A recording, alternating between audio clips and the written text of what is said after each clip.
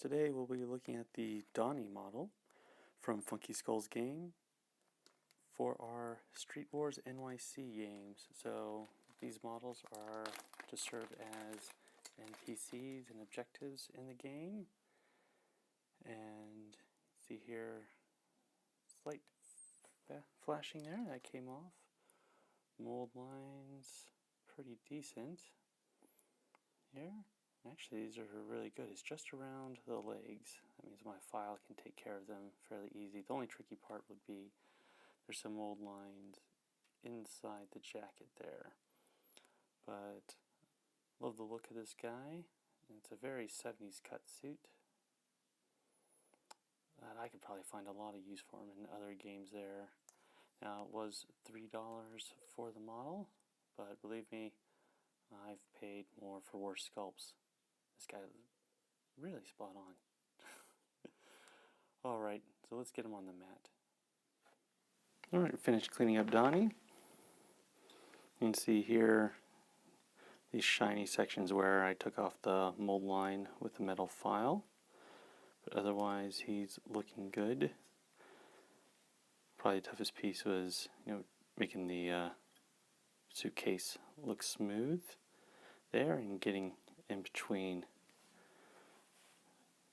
the suitcase and the legs. This had to be bent out a little bit, but the mold line through his hair, that came out very easily. Slotted base needed a little filling, so when I put texture down, but otherwise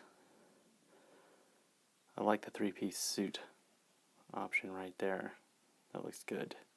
His tie is nice and right there.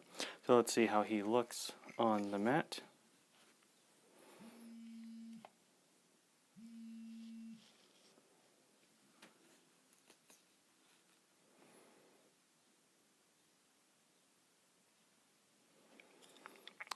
So I have him on my FLG Frontline Gaming mat here. So with his 28mm base, still fits on the sidewalk.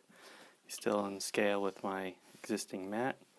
Now I want to see how he fits in with my existing model line. Something I like for New York City or near recent urban is studio miniatures. So I've got the Pulp Fiction duo there. And just in case Donnie hires some mercenaries to come help him out, this is also from Studio Miniatures. So this is their 28mm range, and you can see that Donnie fits in with this 28mm collection. Something else I was looking at, I want to make sure it fit in with, is with North Star's 28mm range. Now this is from one of their Yakuza box sets, which I think would do nicely in New York City.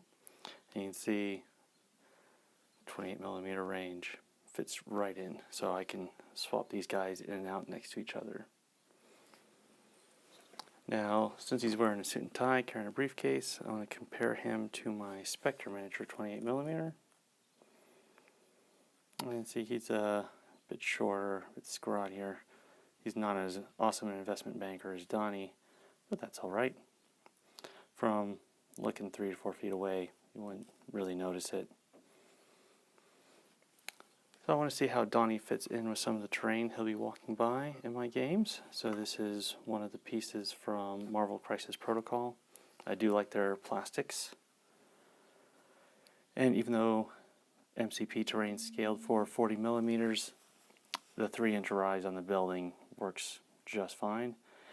And so he frames up pretty well on the door. The counter may be a little high, but it works.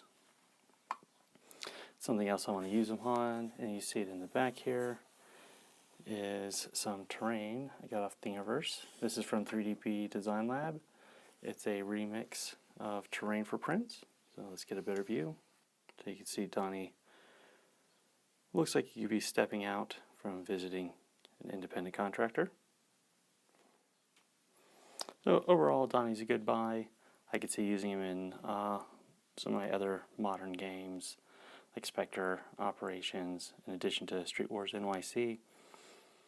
He's a little bit more expensive at a per model cost than when you buy a whole gang from Funky Skull. But that's to be expected as he's more of an objective token and you'll probably only buy one Well, thank you for joining us at Miniature Wargaming Labs. We'll see you next time.